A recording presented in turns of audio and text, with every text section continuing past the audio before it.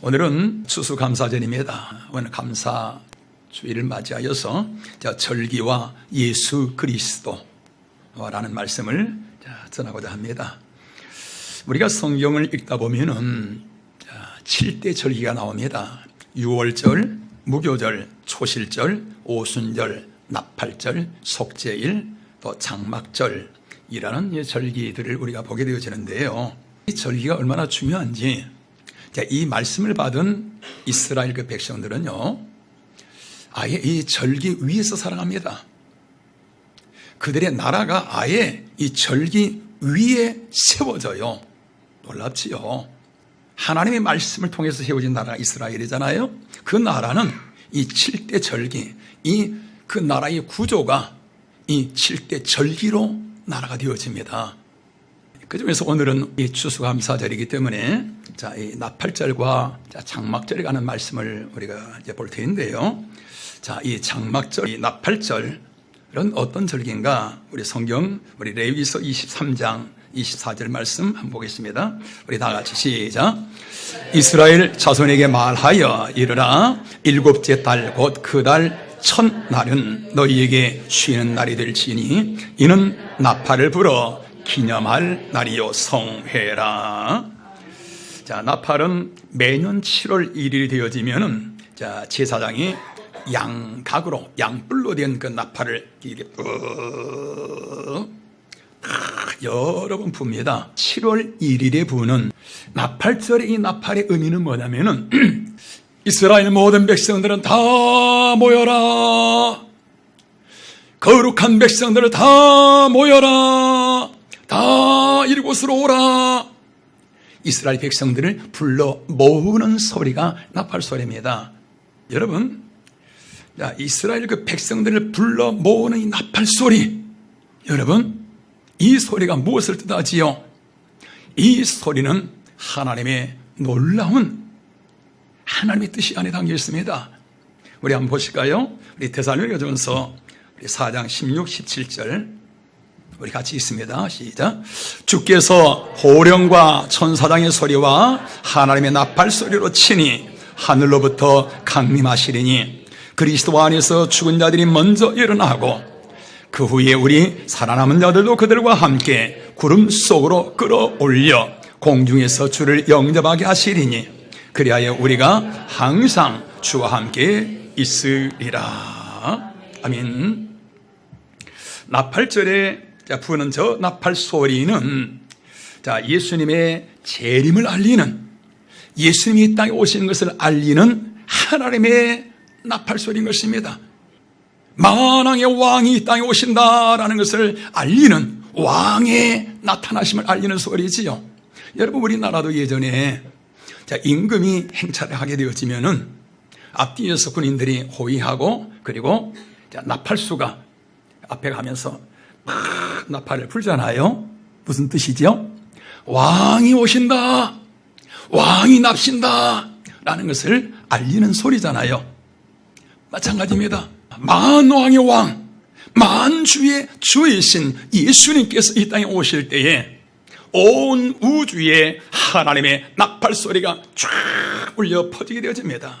무슨 뜻인가요? 만왕의 왕이 이 땅에 오신다. 하나님의 이 땅에 예수님의 재림을 알리는 그런 나팔 소리지요. 그러면 여러분, 이스라엘 백성들이 나팔절 때 나팔을 쫙 불면은 그 모든 백성들이 다 모이잖아요. 이와 마찬가지로 하나님의 나팔 소리가 쫙 울려 퍼질 때 어떻게 되지는가요? 하나님의 백성들을 하나님이 다 불러 모으시는 것입니다. 어디로요? 구름 속으로 끌어올려. 예수님이 오실 때에 이 땅에 있는 모든 백성들을 나팔 불 때 백성들이 다 모이는 것처럼 하나님의 백성들을 다 불러 모아 하나님의 영광의 광채 가운데 하나님의 나라로 쫙 끌어올리시는 것입니다. 예수님이 재림하실 때에 어떤 일이 일어나게 되어질까요?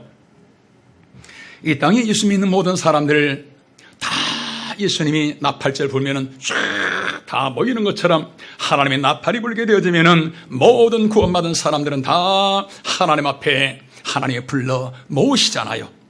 다 휴가가 되어집니다. 여러분, 예수님 다시 오시는 재림, 그것은 우리 구원받은 하나님의 사람들에게는 말할 수 없는 기쁨입니다. 영광입니다. 환희입니다. 축복입니다. 감격인 것입니다. 그러나 세상에 구원받지 못하고 남아있는 사람들에게는 무서운 그러한 심판이요, 불행의 시작이지요.